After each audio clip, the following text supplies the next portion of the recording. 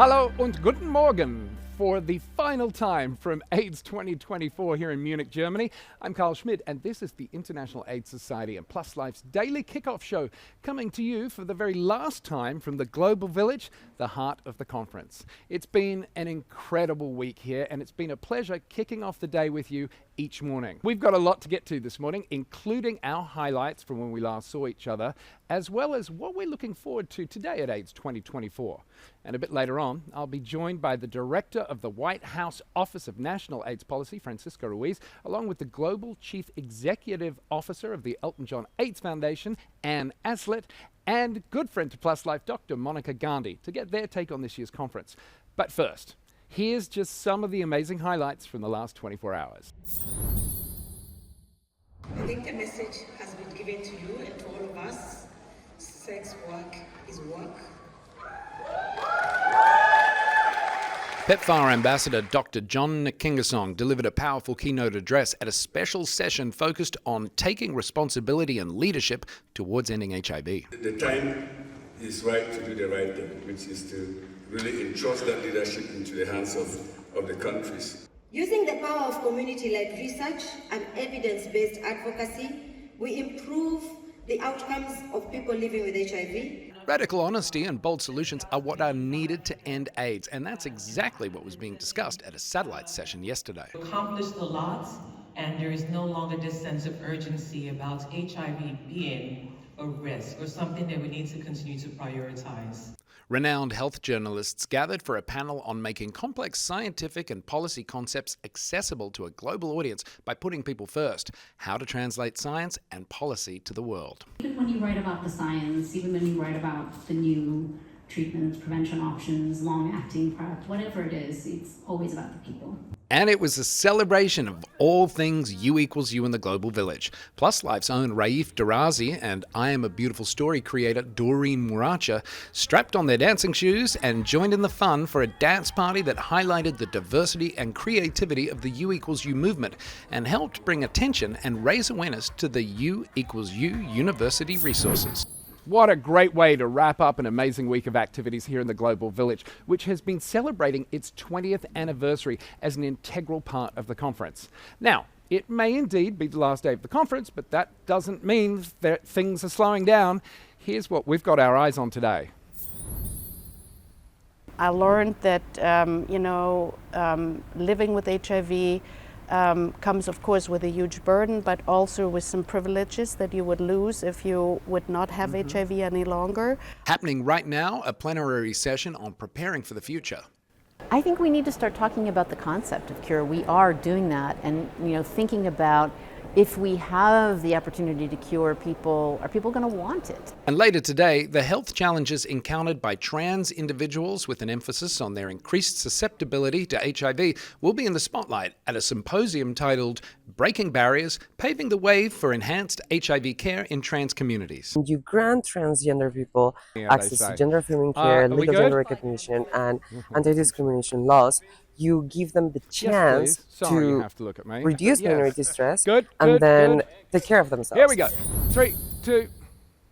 It has indeed been a very action-packed and full week here at AIDS 2024. Joining me now in the Plus Life studio to give their unique perspectives and thoughts on how this year's conference has been, the Director of the White House Office of National AIDS Policy, Francisco Ruiz. Good to see you. It's a very big business card. You need to get all of that on there. Global Chief Executive Officer of the Elton AIDS Foundation, Aslett, and our good friend from the University of California, San Francisco, friend of Plus Life, Monica Gandhi. Good to see you, Doc. Good to see you. Let's dive straight in. The theme has been putting people first. How have you felt? Has the conference succeeded in delivering on that message, Anne? Yeah, I think it really has. I mean, tons and tons of sessions which have actually talked about it doesn't make any difference what kind of services we deliver. If they're still top down, if they're not actually driven by communities, they're not going to work. And we love that, because at the foundation we run a rapid response fund which absolutely helps the individual before it helps anybody else. I think it has worked, yeah. Dr. Gandhi, I say this all the time. Put people first. It's like U equals U. It's really kind of simple and obvious, isn't it?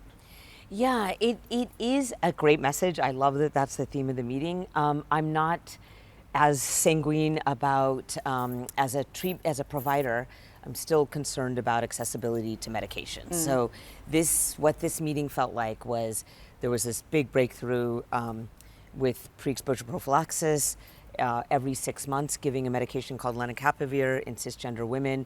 At least so far is 100% efficacy. I'm sure there'll be some, but it's incredibly exciting. It's really, really high levels of efficacy. And then there's been a lot of protests. There's been a lot of noise about, well, so then what does that mean in terms of the next steps? Because we had long-acting PrEP agent called cabotegravir that was released in 2021, and the rollout has been dismal. It is nowhere in low and middle income countries. It's just starting to get there, and what that means is it just took so long that we have these worries that how long is lenacapavir going to take. So a lot of like really concrete discussion at this meeting about the medicines patent pool, voluntary licensing, like how are you going to get the pre-exposure prophylaxis to where it's needed. And I think that I still have trepidation about it given the experience with cabotegravir, so I'm watching that. Everyone's watching that. Cautiously optimistic. Yes, perhaps. that's a good way to put it. Francisco, has there been a particular piece of science that you've learned over the past week that you've just gotten really excited and really happy about?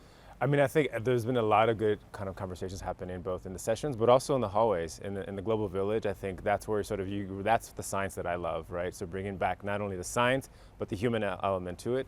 And so there's been a lot of conversations talked about the sort of advancements in the prevention side. And we also need to talk about, to your point, the sort of the treatment side. And so how do we sort of fuse that science and how do we get that to real people? And so it's great that we're having these advancements, to your point, and I think the conversations now that I've been having is around equity. So how do we have, as we're developing these new tools, at the same time, how are we making sure that the science is also getting to communities that need it most? And oftentimes we're very reactive to inequities, and so I'm working with administration as well as colleagues around sort of proactively thinking about what does this mean for Black and Brown, particularly in the U.S., in the South. How does that sort of translate to sort of getting folks getting care in a timely fashion? And I think that's a lot of the conversation. So you're absolutely right about access to medication, and it takes too long. But more and more conversations about actually the civic space for people is closing, and the laws around criminalizing LGBT, people who use drugs, there's a lot of discussion about how we do something about that, because people who are most vulnerable to HIV were vulnerable before HIV came into their life. And I feel there's been a lot of good discussion about that today. In yesterday's show, we were talking about, I asked Melanie Ott, I said, are you surprised that we still have this level of stigma 40-something years on with everywhere? Yes, I am surprised. Why is it still there? I mean, am I not doing my job properly in the media and my colleagues? Where are we getting, why can't we seem to break through it? Is it because it's sexually related and IV drug use related? What is it, Francisco? I think it's all of that, right? I think oftentimes we have we've advanced in our science, but there's still that stigma discrimination. And I think people, even though we know that you're going to live long, we talked about U equals U and the importance of that, but there's still that sort of shame that happens, right? Anything when you involve sex, unfortunately, sort of is very taboo. Something that we all enjoy. I mean, come on, let's be honest. And so I think, a lot of communities sometimes have struggled with that, having those conversations. I think there's a lot of shame that happens. We've also seen a lot of sort of chemsex, right, happening. And so that also involves mental health and substance use, bringing that into the play. And then beyond that, there's other issues like employment opportunities, housing issues, and so all that comes into place when you talk about, oftentimes it's the same communities who are being sort of marginalized. Monica, was there something that you were hoping to hear or see this week that you just didn't, and you've thought, gosh, missed opportunity?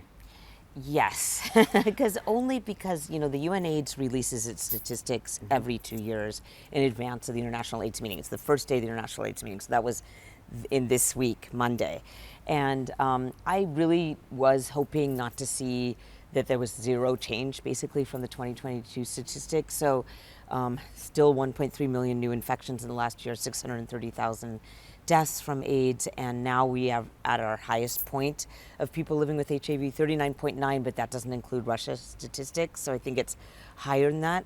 And that it is all these factors that have led to the setbacks that we just talked about. It has been criminalization, stigma, anti-homosexuality laws, decreases in funding. We've had an 8% decrease in funding for AIDS programs over the last 2 years.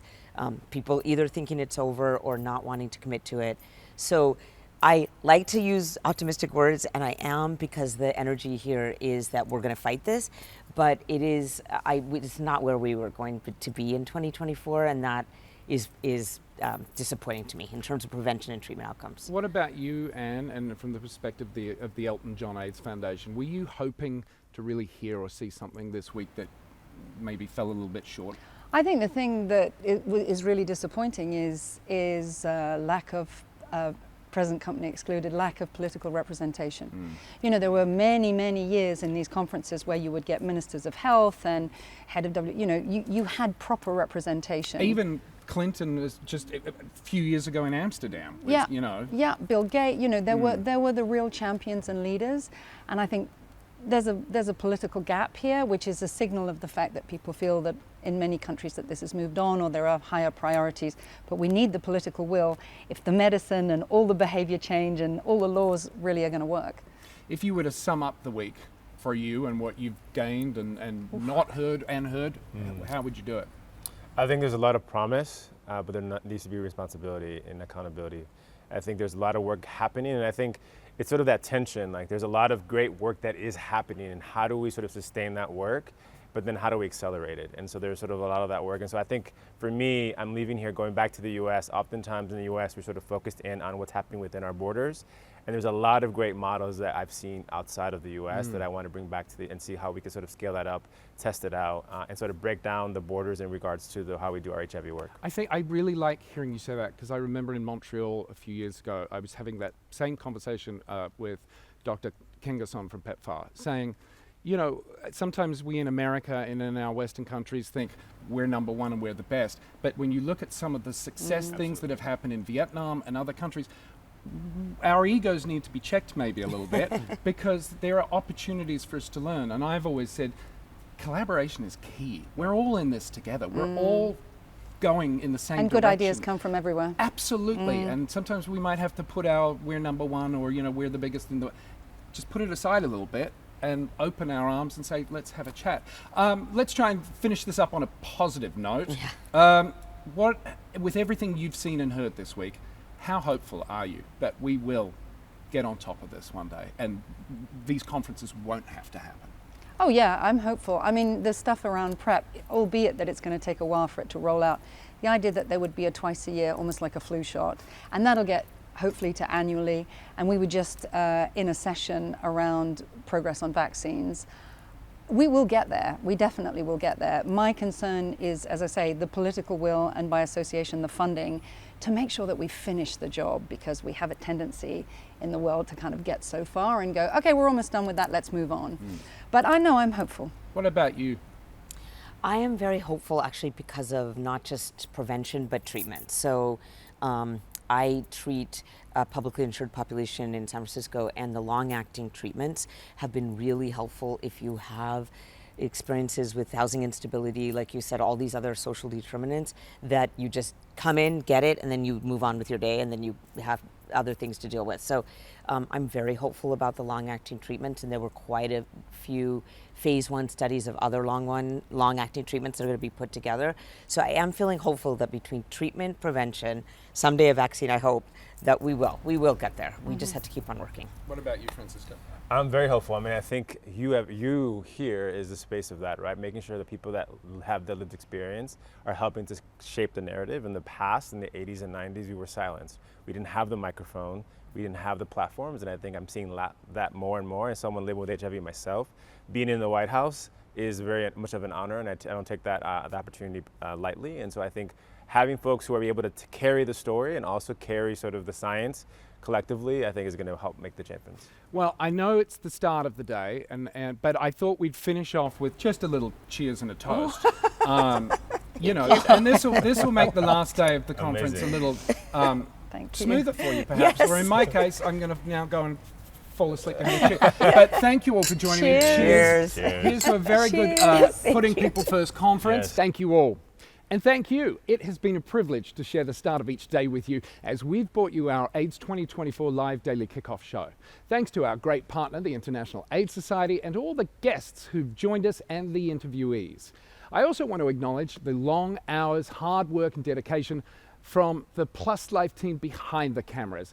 Brent and Amy Zaki, Mike Spira, Victor Barrero, Micah Slay, Rocco and Dan Caruso, Marcos and Sherry back in Los Angeles.